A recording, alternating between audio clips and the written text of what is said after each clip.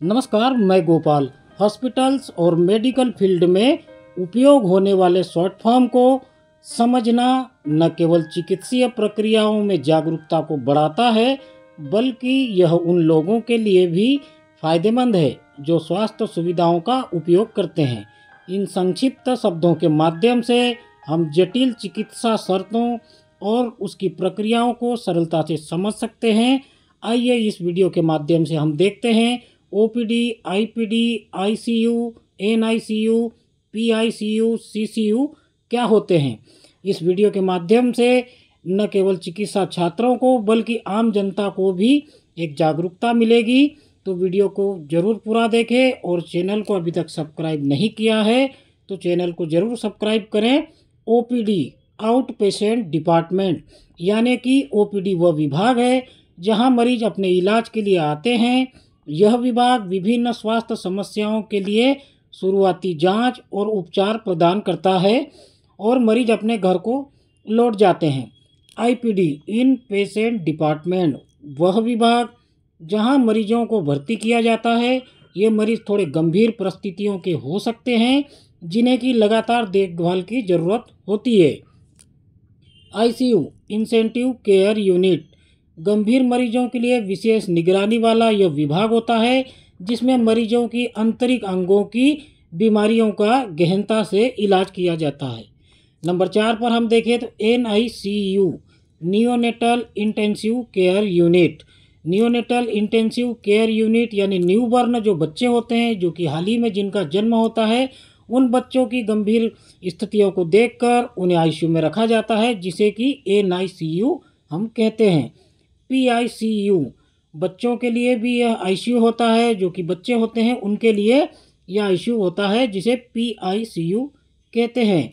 अब हम देखते हैं आगे एसआईसीयू सर्जरी के बाद मरीज की देखभाल के लिए यह एक आईसीयू होता है जो कि गंभीर मरीजों की देखभाल के लिए होता है, जो कि सर्जरी के बाद में यहाँ मरीज को रखा जाता है। सर्जिकल इंटेंसिव केयर यूनिट के नाम से हम जानते हैं, जिसे सीकू भी कहते हैं। ईआर इमरजेंसी रूम्स किसी आपात स्थिति में मरीज को यहाँ लाया जाता है और प्राथमिक उपचार किया जाता है। एलए लेबर रूम यानी कि प्रसव कक्ष उनकी माताओं के लिए बहुत महत्वपूर्ण है जो अपने बच्चों को जन्म देती है, जिसे कि एलए यानी लेबर रूम कहा जाता है, यानी प्रसव कक्ष। एमआरडी मेडिकल रिकॉर्ड डिपार्टमेंट सभी मरीजों के लिए चिकित्सा इतिहास का रखरखाव यह विभाग करता है, जिसे हम एमआरडी सेक्शन के नाम से या एमआरडी डिपार्टमेंट के नाम से जानते हैं। ईसीजी इलेक्ट्रोकार्डियोग्राम हृदय की विद्युत गतिविधियों को मापने की यह एक प्रक्रिया है, जिसे कि ईसीजी कहा जाता है। CT scan MRI CT scan और एमआरआई परीक्षण शरीर के आंतरिक अंगों की जानकारी देने में सहायक होते हैं।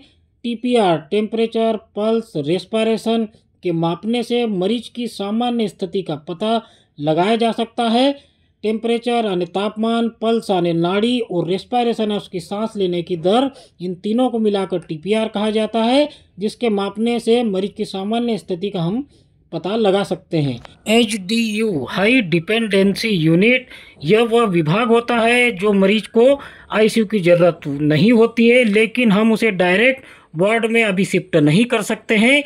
ऐसे मरीजों को एचडीयू में रखा जाता है, जिसको कि हम हाई डिपेंडेंसी यूनिट कहते हैं। एमआईसीयू मेडिसिन इंटेंसिव केयर यूनिट, इसमें भी जो गंभीर मरीज होते हैं उनको रखा जाता है, जो कि उनके आंतरिक अंगों का गहनता से इलाज किया जाता है। सीसीयू या फिर कोरोनरी केयर यूनिट या फिर कार्डियक केयर यूनिट भी कहा जाता है, जिन्हें हम ऐसे मरीजों को जिसमें रखते हैं जो कि हृदय संबंधित बीमारियों से ग्रसित होते हैं मरीज। ऐसे मरीजों को सीसीयू में रखा जाता है। सीसीयू यानी कोरोनरी केयर यूनिट या फिर कार्डियक केयर यूनिट भी हम कहते हैं। अब हम देखते हैं सीसीसीयू यानी 3 बार सी है और 1 बार यू है। क्रिटिकल केयर कोरोनरी या फिर कार्डियोवास्कुलर यूनिट हम कहते हैं, जो कि कार्डियक पेशेंट जो होते हैं, दिल की बीमारियों के जो गंभीर मरीज होते हैं, उन मरीजों को इस तरीके के आईसीयू में रखा जाता है, जिसे कि सीसीयू कहा जाता है।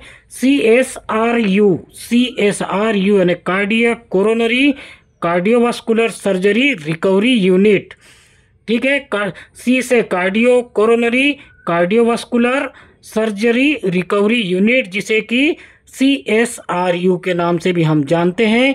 इस प्रकार के संक्षिप्त शब्दों के माध्यम से हम अस्पताल की क्रियाविधि और रोगी के उपचार के तरीकों को बेहतर ढंग से समझ सकते हैं। वीडियो अच्छा लगा हो तो प्लीज़ लाइक, शेयर और सब्सक्राइब जरूर करें। धन्यवाद।